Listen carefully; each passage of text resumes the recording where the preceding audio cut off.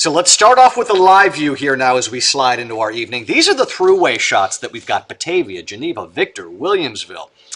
I really don't see a whole lot of white there. It looks like you might have a snow pile that's still left over in Batavia. Outside of that, it is remarkable just how dry and quiet things have been around here for the better part of January so far. Current temperatures tonight, 35 in Rochester. You know, outside of SOTUS, it looks like the entire viewing area is still a touch above freezing. A good thing for now.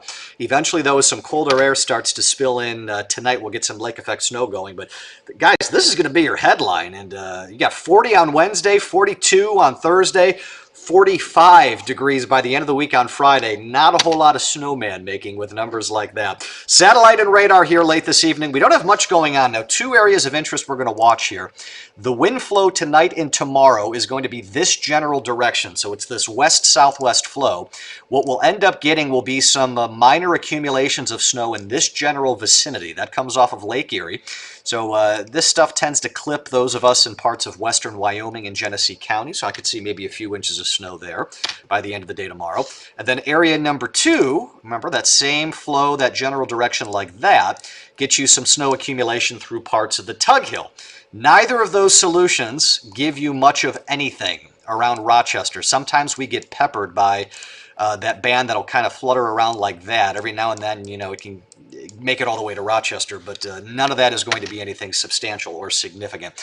They've had more snow in 2021 now in parts of Louisiana, Mississippi, and Alabama. They've had several inches of snow that is currently on the ground right now, more than we have had in Rochester, New York. It has been one of those strange seasons so far, and we don't really expect that to change in the short term. Now, we've got some issues longer term that I think will start to deviate from that, but for now, the status quo is going to keep on holding true here. Future view as we go into the night tonight. Note the 2 lake effect bands. They're about in the spots that we kind of showed you. There's number 1, there's number 2, and then you got all this dead space in between where precious little ends up happening. Now, that's not to say we're not going to have snow showers tomorrow. I think there'll be a few flakes around that will fly, but they're going to be transient, they're going to be passing, they're going to be very light in nature, and I don't think it's going to be that problematic. Next storm system that we will eye will be toward the end of the week and into the weekend. This will come with an upper level low, and you can see the big sprawling circulation with that.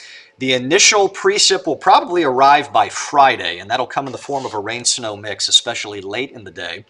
And this is a weakening low, and typically when those move on by, they do affect the weather. We know we're going to get colder, but you know, I don't think the flow is going to be overly aggressive for some kind of massive lake effect response. What will be interesting to see is the direction of that flow and how much cold air we actually get with this thing, because we got another big Bills game going on. That's again going to be a home game. So Orchard Park, you've got about 6,000 plus fans that will be there for this, from what's being reported here today.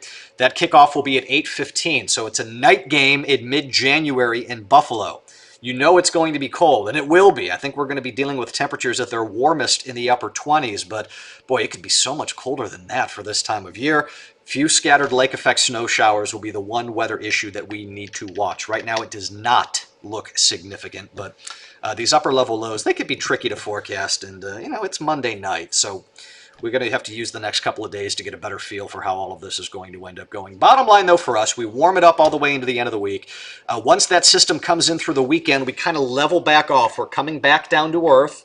You know, 33 is still about a normal high for us by Sunday, so there's not like there's some Arctic air mass there. But we continue to see signs beyond that, that we will continue just going a little bit colder, until eventually we do start getting below normal and likely introducing some more snow with that. I'll be back with you at 9:30 on Facebook Live. Otherwise, our next live newscast is 11 p.m. Between those two, I hope to see you then.